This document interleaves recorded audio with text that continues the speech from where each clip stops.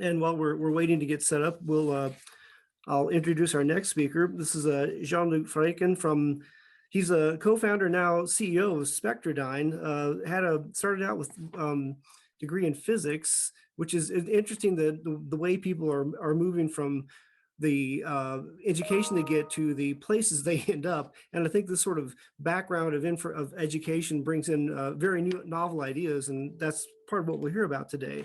So Jean-Luc has been a key player in the development of microfluidic resistive pulse sensing. He holds a bunch of patents in flow cytometry and microfluidics, and he's been instrumental in putting these together, say the microfluidics, the ability to detect vesicles, the software, and the nanotechnology into a package that can then be useful for particle analysis. And we'll hear about that today from him.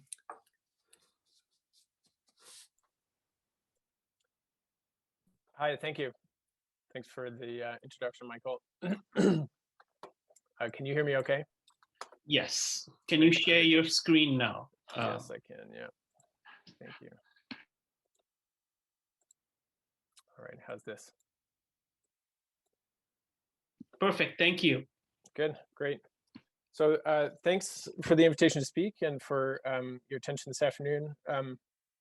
And John, that was a really good intro to my talk too. So you talked a lot about the importance of calibrations and standards and standardization across different measurements. So I'm going to continue along the vein of the importance of accurate concentration and understanding the limits of the technologies that you're working with.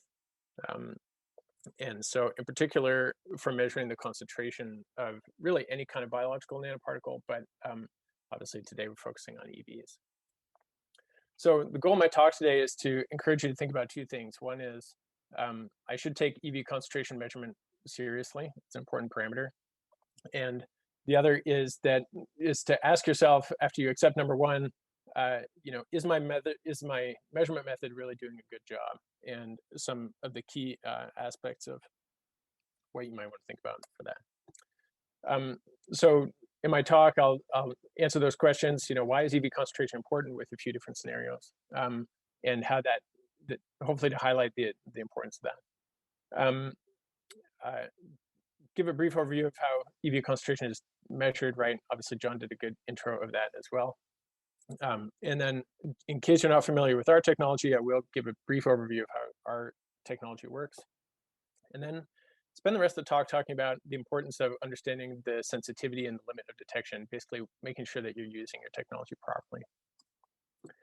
So EV concentration is critical. It's basically an important experimental variable, right? And like any experimental variable, we've got to control it to do good science. So this comes up in three main examples in our experience. So the first is basic EV research. I'm not a biologist myself, but we speak to a lot of biologists. And so let's take, for example, the scenario where you're studying some biological process that regulates EV production, right? And you have a model, and you want to compare the EV content that's produced by two different models. Maybe these are animal models, maybe they're cell culture models. And so we have two sources of EVs, and we're trying to compare quantitatively the content or something about the EVs afterwards, right? The general approach. In this case, obviously, you wouldn't think about doing this experiment without controlling for the amount of material you measure in the output, right? So this the concentration of the EVs is really a critical experimental variable. And as John mentioned, there is huge variability between even biological replicates, right? So we can't just assume that because you prep the samples the same way that you're starting with the same amount of starting material, right? When we do control for concentration properly, that helps us reduce experimental variability, gives you clear outcomes, and ultimately faster science, which is what we all want, right? So this kind of scenario, basic EV research, it's essential to be able to measure the concentration properly so that you can normalize between different conditions. A second example where concentration becomes important is around EVs as an assay readout. So A lot of people study EVs as biomarkers, right? And so their detection ends up being the assay. So measuring their concentration is the test result.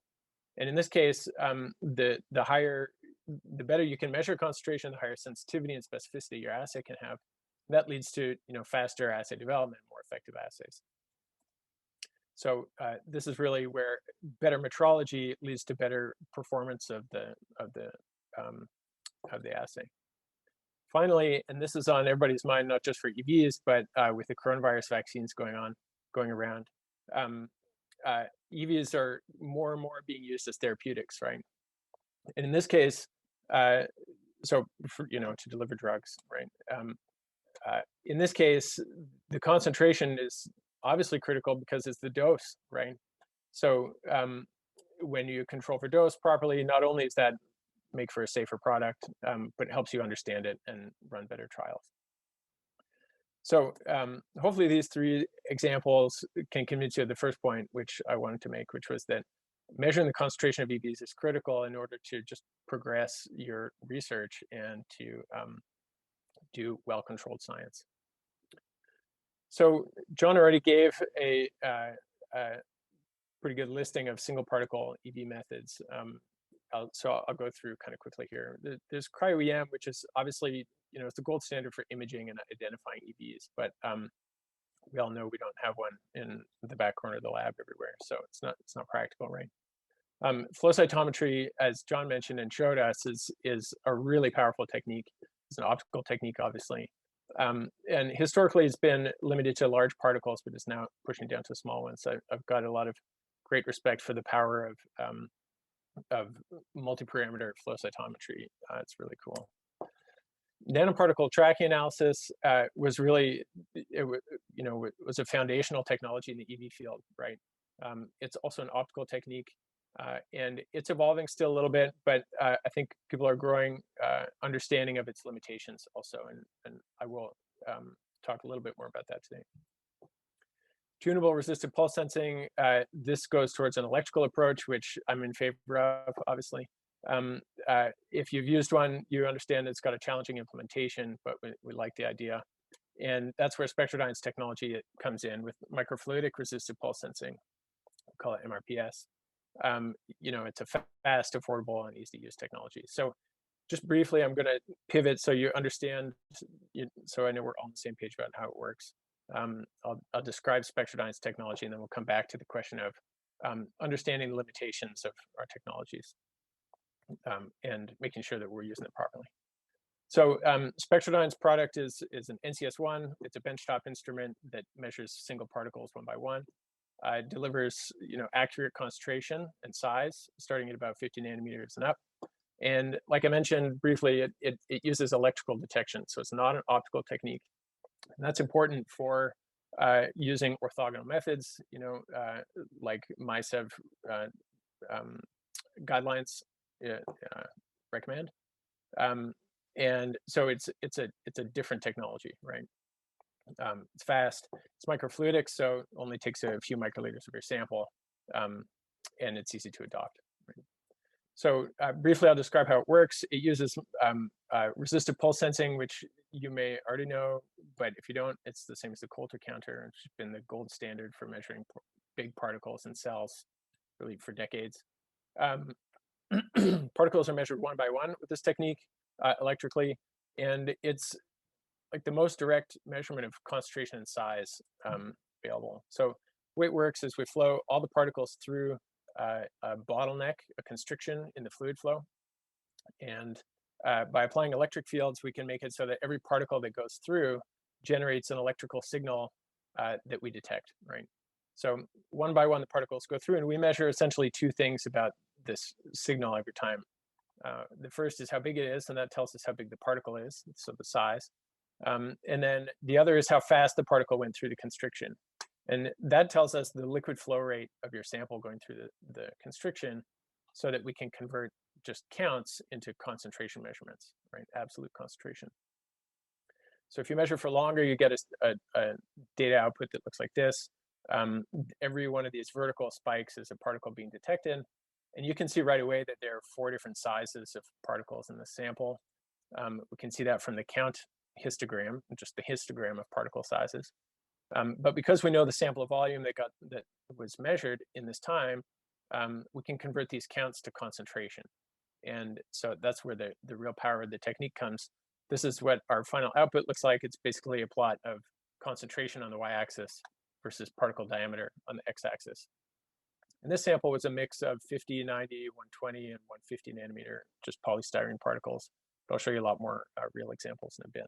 This combination of size and concentration and quick measurements, this is just a 5-minute measurement, is not available elsewhere right now. So let's come back to the question of using technologies. Is my measurement method doing a good job? So I understand measuring concentration is important. Is it working properly the way I'm doing it? And another way to ask that question is, how well do I know the limits of the technology? Because I want to be using my technology in a way that, within its bounds of operation, right? So here are the methods I talked about before, and I'll point out, so everybody knows nanoparticle tracking analysis because, and this is a result of a informal poll during ISEV ID last month. Still, over 70% of EV researchers are using NTA for measuring EVs. So I'm going to compare to that at first, and then the discussion around sensitivity and limit of detection will apply to these other technologies too. So we'll get to that after. So we're going to do it by using orthogonal techniques the way we're supposed to. And the first experiment I'll show you is an experiment about polydispersity. So what range of polydispersity samples are acceptable for these methods? So we'll start with a monodispersed sample and get an idea of the limit of detection that NTA can do. So this is just a measurement of a 200 nanometer particle. It's a monodispersed sample, and NTA readily shows a peak there right at the right size. Okay, if we prepare a sample a little bit smaller, all by itself, 150 nanometers, same concentration nominally, we measure just right. The same thing down at 94 nanometers diameter. So from this, it really looks like the sensitivity of NTA must be at least as good as 94 nanometers and maybe smaller, right? Probably smaller. The trick happens because no real world sample is monodispersed like this. John did a good job of showing us how EVs are actually like a smorgasbord of different sizes and different types of particles, right? And so it's unrealistic to expect that the sample be such a well-defined, narrow, well-defined size range, right? So what happens when we measure a polydispersed sample with this technique?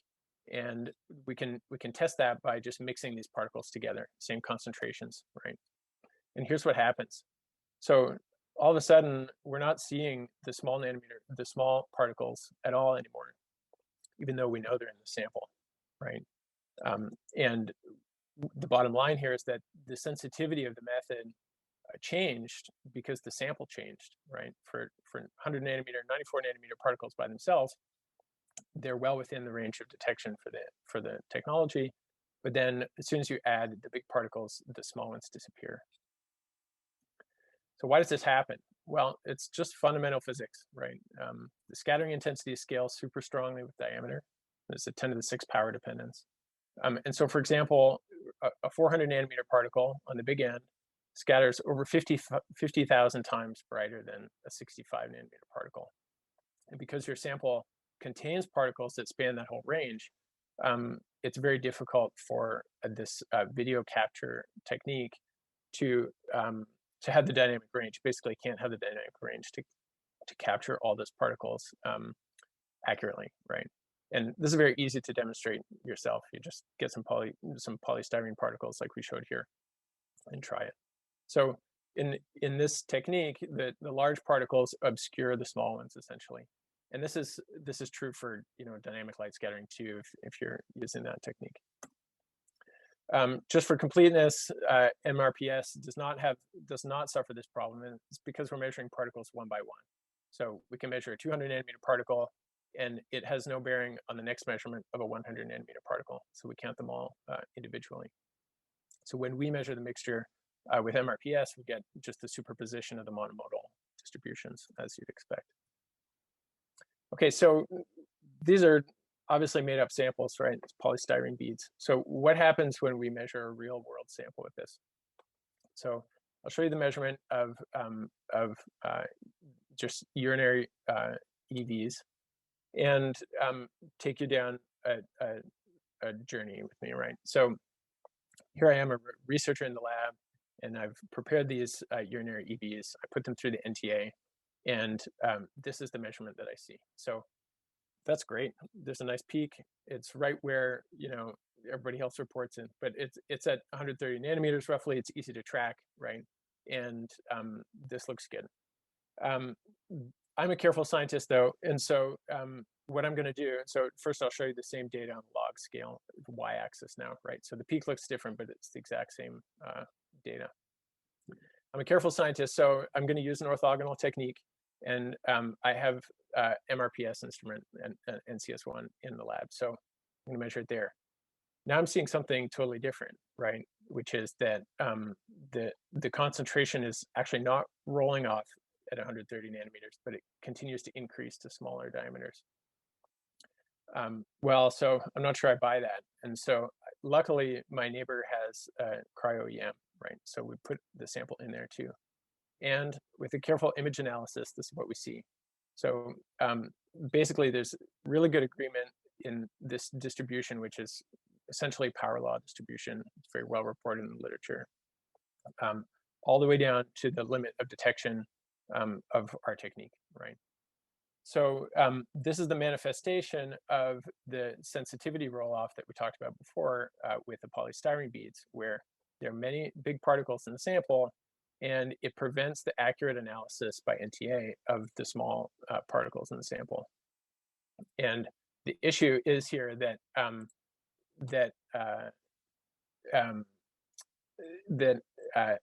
this concentration difference, so this concentration error, right, it's a 10,000-fold error right in the critical EV size range, right? This is 50 to 150 nanometers diameter.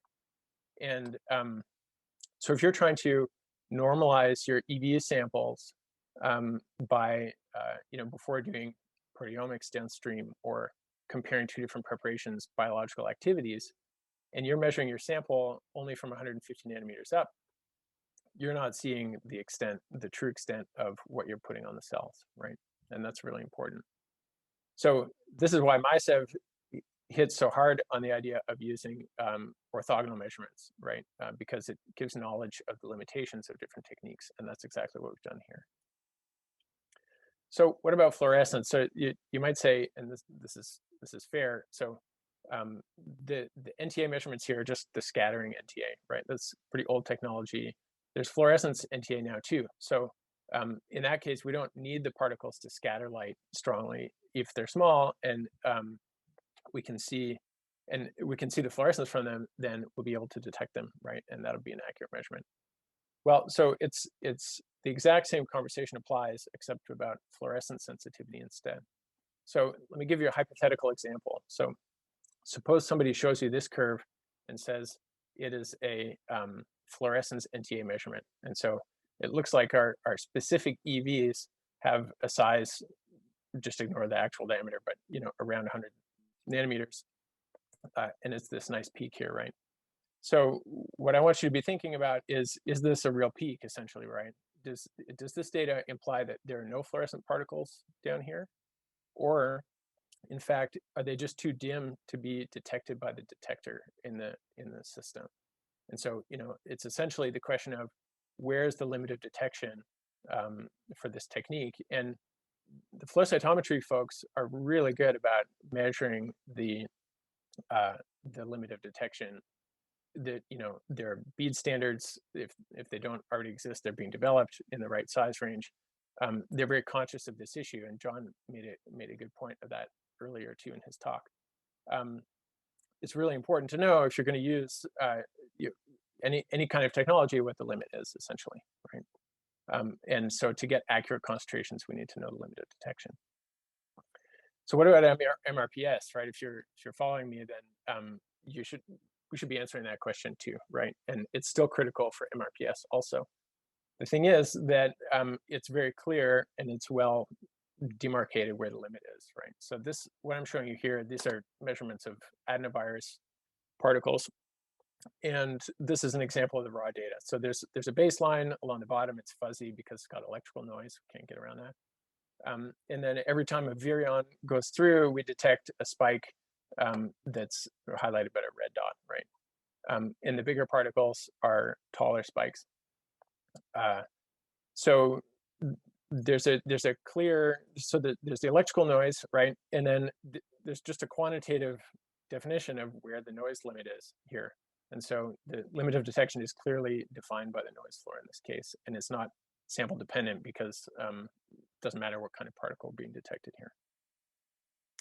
So still, how can we be sure, right? So one of the strengths of MRPS methods, like I said, is that we can measure small particles right side by side with big particles, for example, and that means you can add in a built-in measurement validation. So this is an example of EV fraction, excuse me, that was measured 2 times. In dark blue, it was measured just native by itself, and then it was measured again with a spike in of 100 nanometer, 150 nanometer polystyrene beads. And so here you can see that there's excellent agreement of the sample outside the range of the spike in, right? There's very good overlap between the data there.